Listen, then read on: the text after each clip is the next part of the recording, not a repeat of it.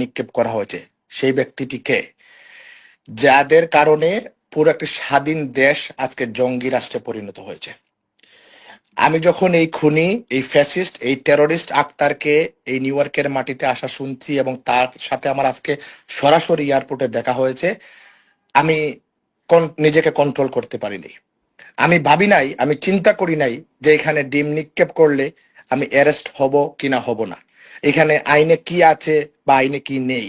আমি যখনই এই টেরোরিস্ট আক্তারকে দেখেছি, সাথে সাথে আমার ৩২ নম্বর বাড়ির কথা মনে হয়েছে, সাথে সাথে বাংলাদেশের ৪.৫ কোটি আওয়ামী লীগ নেতাকর্মী এবং সমর্থকদের কথা মনে হয়েছে।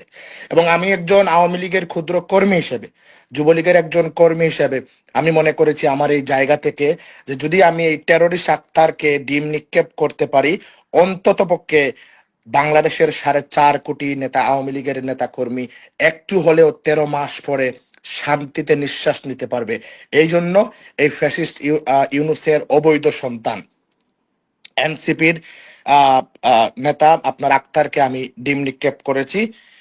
এবং এখানে আমি পরিষ্কার করে আমি স্লোগান দিয়েছি, টেরোরিস্ট আক্তার ডেফিনেটলি, আপনারা জানেন ইতিমধ্যে ওরা টেরোরিস্ট এবং তারা বাংলাদেশকে যে জঙ্গি রাষ্ট্রে পরিণত করেছে।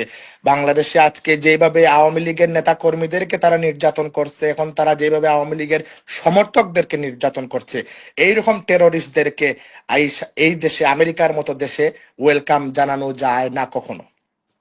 এই যে আপনারা যখন অন্য কোন নেত্রী কি নেতা কর্মী কি আক্তারের সঙ্গে ছিল তখন, যখন আপনারা আক্তার?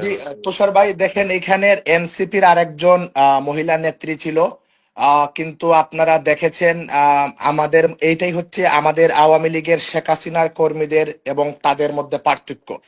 দেখেন এই যে মেয়েটা যে ছিল, আমি ওনার নামটা, তাসনিম জারা, উনি কিন্তু আমার থেকে মাত্র ১ হাত দূরে ছিল।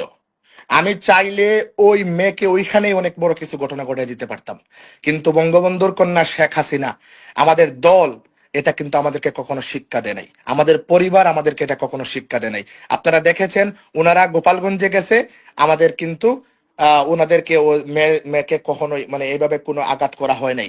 আপনারা আজকে দেখেছেন তাসনিম যারা, আপনি নিশ্চয়ই ইতিমধ্যে আমার ভিডিও ফুটেজটা দেখেছেন, তা আক্তারের চাইতেও কিন্তু এই যারা মেয়েটি আমার পাশে ছিল, কিন্তু আমি চাইলে ওরা অনেক বড় কিছু করতে পারতাম, কিন্তু আমরা এই শিক্ষা নেই নাই, আমাদের দল আমাদেরকে এই শিক্ষা দেয় নাই, এটা আমাদের আদর্শের সাথে যায় না। তবে আপনারা দেখেছেন বাংলাদেশে কিভাবে মহিলা এবং মেয়ে নির্যাতন হচ্ছে ভাই, আপনি সাংবাদিক, আপনি আমার চেয়ে আরো বেশি জানেন। বাংলাদেশে কারাগারের ভিতরে পর্যন্ত আমাদের ছাত্রলীগের বোনেরা, আমাদের বিভিন্ন মা বোনেরা কিন্তু কারাগারের ভিতরে থাকতে পারতেছে না। আজকে বাংলাদেশের কোনো মা তার মেয়েকে দিনে দুপুরে স্কুলে দিতে পারতেছে না ভাই।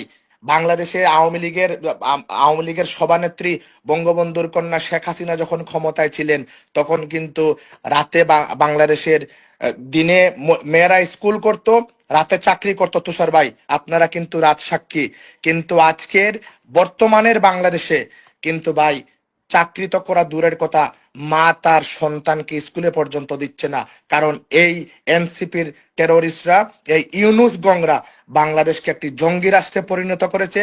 এবং তারা যেইভাবে নারী নির্যাতন করছে, যেভাবে দর্শন করছে, আমি কিন্তু এখানে চাইলে অনেক বড় ঘটনা ঘটাতে পারতাম, কিন্তু আমি বঙ্গবন্ধুর আদর্শের একজন সৈনিক, জননেত্রী শেখ হাসিনার একজন কর্মী, আমি কিন্তু এই খারাপ মেয়েটির পাশেও কিন্তু আমি যাই নাই, এবং ওরে কিন্তু কোনো ধরনের কোনো বাক্য পর্যন্ত ব্যবহার করেনি। তুষার ভাই আপনারা বিভিন্ন মিডিয়ার মাধ্যমে দেখতে পেরেছেন।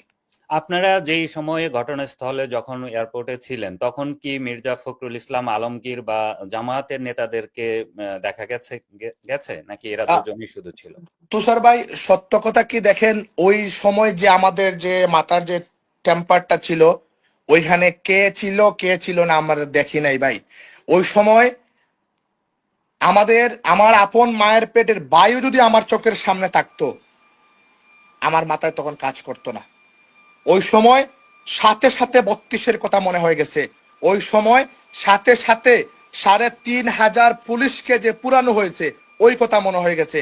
ওই সময় মনে হয়ে গেছে আমাদের বাংলাদেশ আওয়ামী যুবলীগের শত শত নেতা কর্মীদেরকে যেইভাবে তারা জ্বালাও পোড়াও করে দিনে দুপুরে হত্যা করেছে, ওই জিনিসগুলো আমার মাথায় এসেছে।